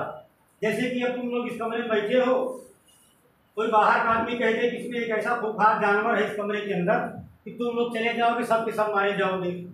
तो इसमें से जितने बच्चे हैं, कोई ना कोई बच्चा, पहली चीज तो पहले कोई हिम्मत नहीं जुटा पाएगा, तो फिर कोई ना कोई हिम्मत जुटाएगा, आने का प्रयास करेगा, फिर देखेगा, फिर एक एक सीट आगे पीछे से विवाद हो जाएगा। क्या तो उसमें ऐसा नहीं था, उसमें कुछ और था, बताएगा कि ऐसा कुछ नहीं था, वहाँ सब बेवकूफ बनाया गया। ऐसा संविधान मैंने हट की बात है, ये ना समझिएगा, थोड़ा सा पढ़ा देंगे। जैसे तुम लोग 35 से पढ़े थे ना, 370, भारत देश में इतने जज हुए हैं, इतने जज हो गए, इतने पब्लिक प्रोसिक्यूटर हो गए, अटॉर्नी जनरल ऑफ इंडिया हो गए। क्या सबसे बड़ा दिमाग मोदी जी के अंदर था? उन्होंने पूरा 370-35 को परिवर्तित कर दिया। सही बात ये थी कि संविधान में भाषा को, जिस भाषा में लिखा गया उस भाषा को कोई समझने का प्रयास नहीं किया। मैंने एक लाइन अभी बताई, स्पेशल लीगल प्रोसेस, यही 3 पॉइंट है जिस पर डी.वाई. चंद्रचूड़ ने पूरा सिस्टम चेंज कर दिया 324 का। उन्होंने कहा कि आगे लिखा है ना लीगल, उसमें लिखा गया है ना कि क्या लिखे, हिंदी में लिखे थे, विशेष विधायी प्रक्रिया, ये लिखे हो, विशेष विधायी प्रक्रिया नहीं है, ये अंडरलाइन किया गया है संविधान में। मतलब ऐसा कोई लीगल नहीं है कि ऐसा ही जीवन भर होगा, और अभी तक तो किसी ने नहीं कहा। सही बात तो यह है कि कोई ध्यान नहीं दिया। 335 को भी पढ़ो कायदे से, 370 को, उसको बारीकी से उन्होंने पढ़ा मोदी जी ने, और ऐसा उसमें हिसाब किताब था घुमा करके पकड़ने वाला कि जम्मू कश्मीर अलग होगा। 35 में क्या है, यही तो है कि जम्मू कश्मीर का जो व्यक्ति होगा, पैदाइशी वहाँ का, वही संपत्ति खरीद सकता है, वही वहाँ का निवासी हो सकता है, वही नागरिक हो सकता है। बाहर का आया हुआ व्यक्ति नागरिक नहीं हो सकता। और अगर कहीं आकर के कहता है कि नहीं हम बाहर से नहीं भारत के हैं, अगर किसी स्टेट की नागरिकता, भारत में भैया स्टेट वाइज होती रही है, अगर भारत देश की नागरिकता लिया है तो जम्मू कश्मीर की नागरिकता उसे प्रदान नहीं की जाएगी। यही तो था उसमें, ये प्रक्रिया है। अंतिम में 370 में एक अलग राज्य की उपमा दी जाएगी, और जम्मू कश्मीर में परिवर्तन होने के लिए वहाँ की मंत्रिमंडल से सलाह करना बाध्य होगा। फिर नीचे लिखा गया कि भारत, जम्मू कश्मीर अलग होने के बावजूद भारत देश में एक अभिन्न अंग है, और जितने भारत अभिन्न अंग होने के कारण तो भारत का एक पार्ट हुआ, और पूरे भारत देश का सबसे बड़ा वास्तविक नाम मात्र का राजा या पिता समझ लो, पूरे भारत देश का पिता कौन होगा? राष्ट्रपति। कि नीचे आ जाओ, राष्ट्रपति की नियुक्ति कौन करेगा? भाई यही तो लोकसभा, बात को समझो, एक क्रम वाइज है, लोकसभा, राज्यसभा, फिर विधानसभा के मेंबर। यही तो लोकसभा के व्यक्ति कौन होते हैं? जनता के द्वारा चुने हुए। और लोकसभा का सुप्रीमो कौन होता? शासना प्रमुख, प्रधानमंत्री।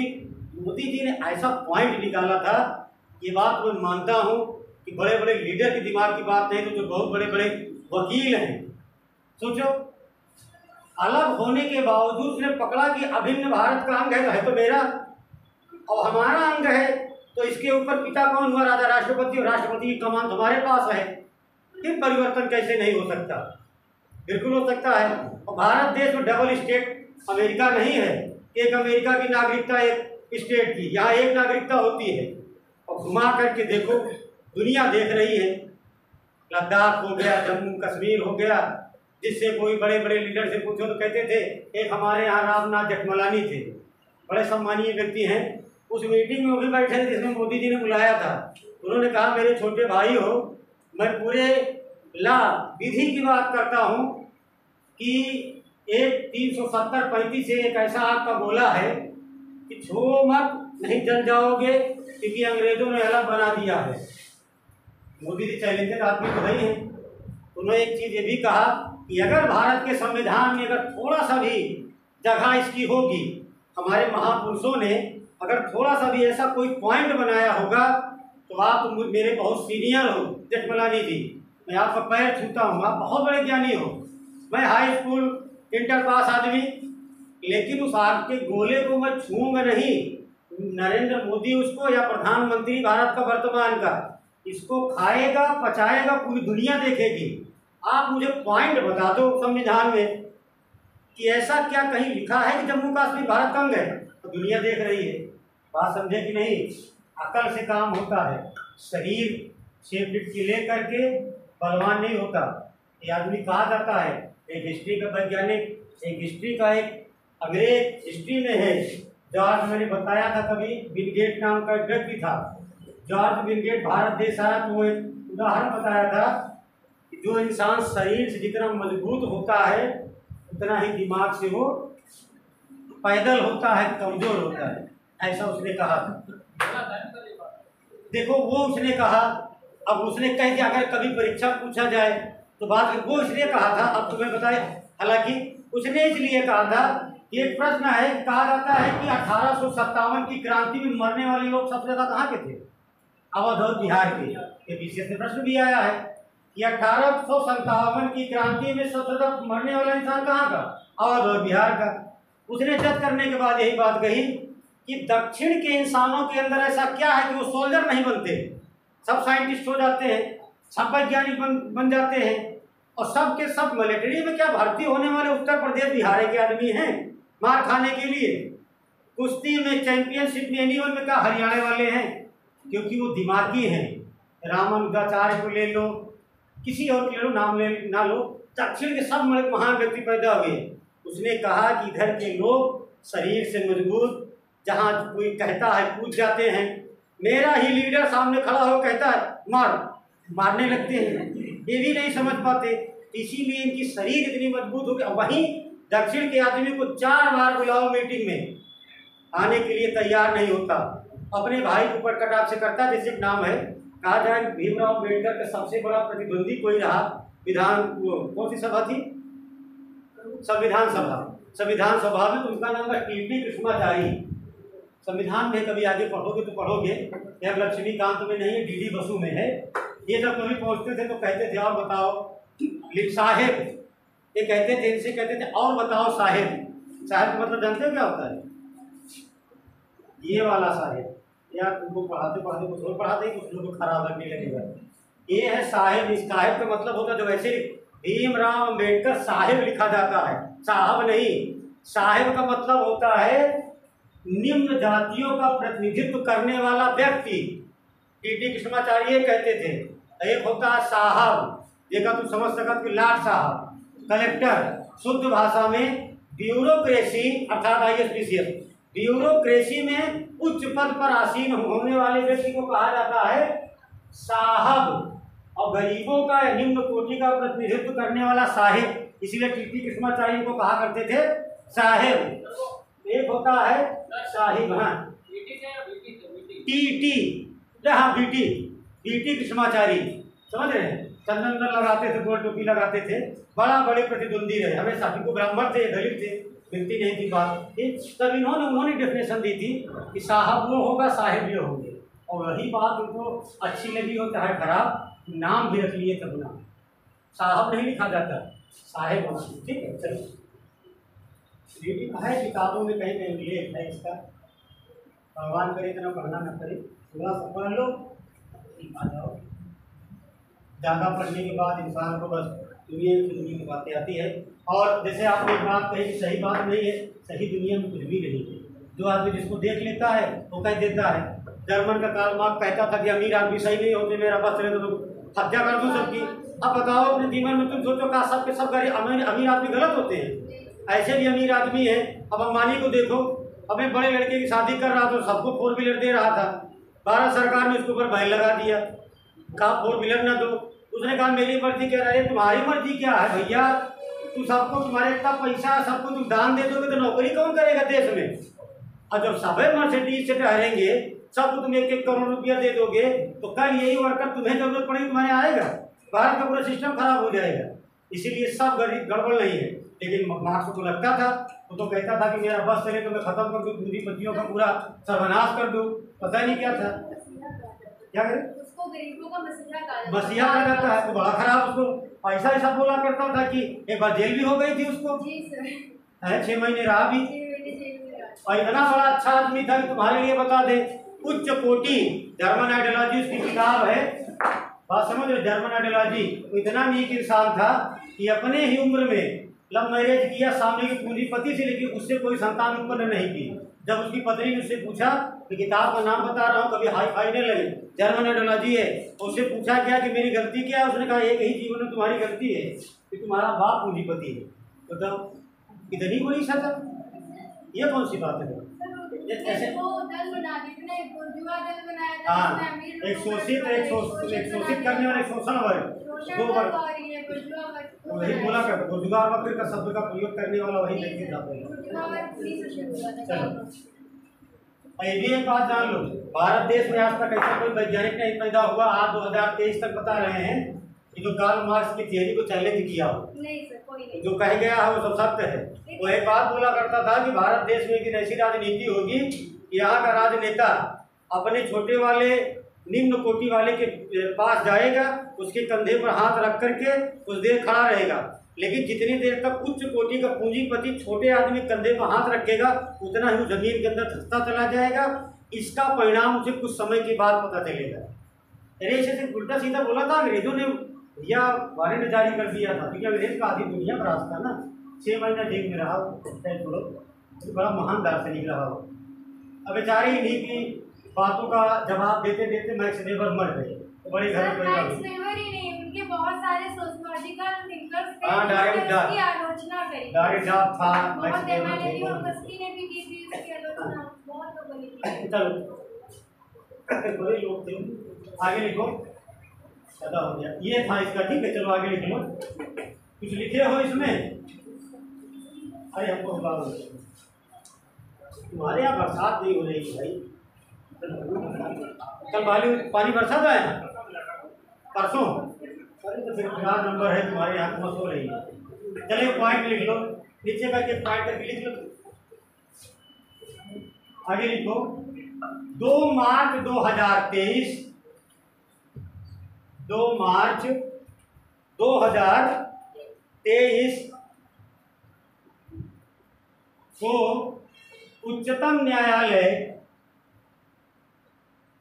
2 मार्च 2023 को उच्चतम न्यायालय की 5 सदस्यीय, यही से अंडरलाइन कर लेना, उच्चतम न्यायालय की 5 सदस्यीय संवैधानिक पीठ ने 5 सदस्यीय संवैधानिक पीठ ने अपने एक ऐतिहासिक निर्णय में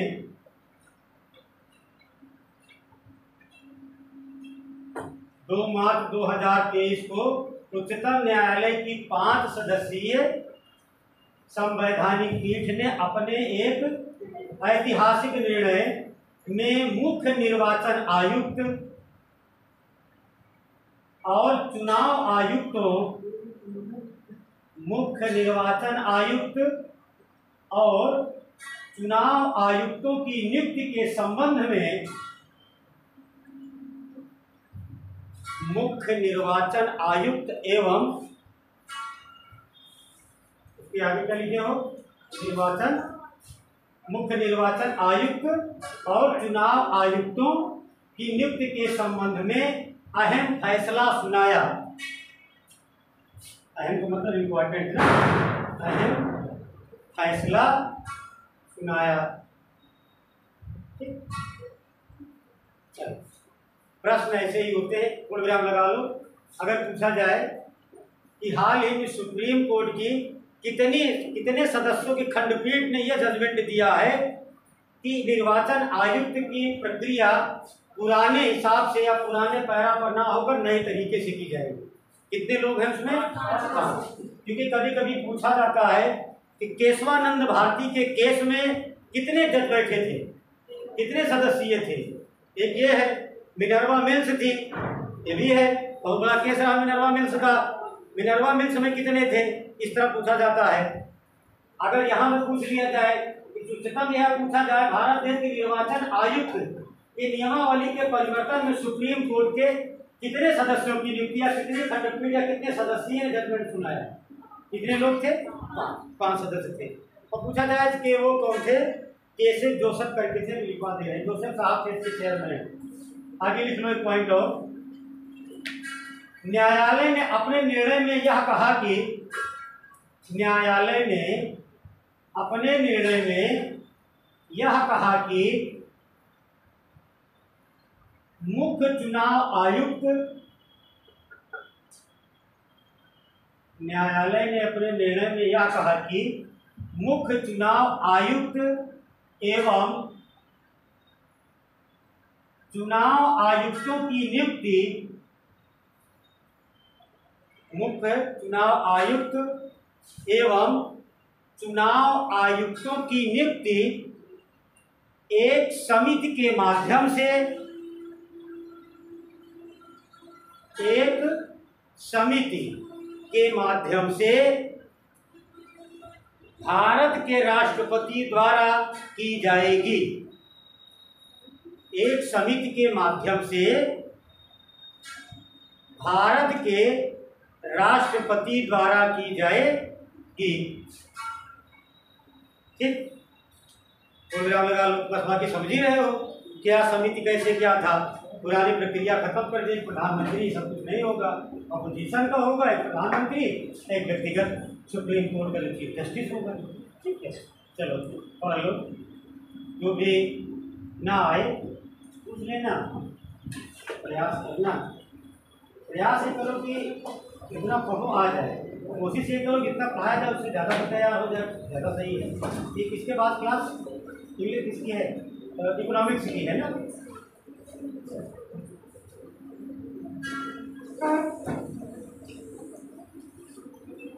पानी आज वैसे का